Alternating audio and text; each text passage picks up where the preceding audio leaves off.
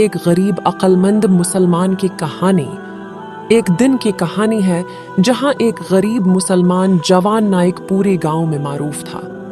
وہ عقلمند اور مخلصانہ دل کی مالک تھی۔ ان کا نام عبداللہ تھا۔ عبداللہ کی ماں کوچل کی کام کرتی تھی اور وہ خراب گھر کی ضروریات میں مدد کرتی تھی۔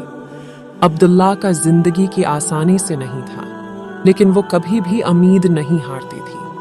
ایک دن گاؤں کی ایک امیر آدمی نے ایک مقامی تعلیمی ادارے کی ابتدائی مدد کی طرف سے ایک تعلیمی انتظام کیا، جس میں غریبوں کے بچوں کو مفت تعلیم دی جاتی تھی۔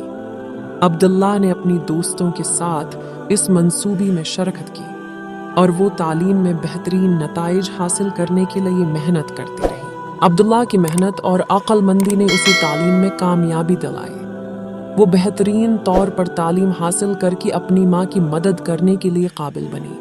ایک دن عبداللہ کو ایک سکول کا انٹرویو دینے کا موقع ملا۔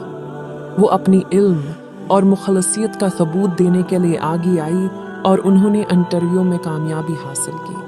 عبداللہ نے اس تعلیم کا فائدہ نہ صرف اپنے لیے بلکہ اپنی ماں کے لیے بھی حاصل کیا۔ وہ اپنی ماں کو بہترین معاشرتی حالات فراہم کرنے کے لیے معاشرتی تربیت دی اور وہ اپنی ماں کی خوشیوں کا باعث بنے۔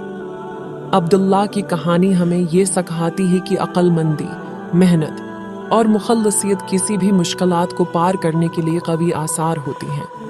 وہ نے اپنی ماں کی مدد کرنے کی راہ میں تعلیم کا اہمیت جان لی اور اس نے اپنی زندگی کو بہترین طریقے سے گزارنے کی کوشش کی۔ اس کہانی سے ہمیں یہ سبق ملتا ہے کہ کسی بھی مشکلات کو منظور کر کے اور اپنی مخصوص مقاصد کی طرف پر چلتی رہنے کا اہمیت ہوتا ہے۔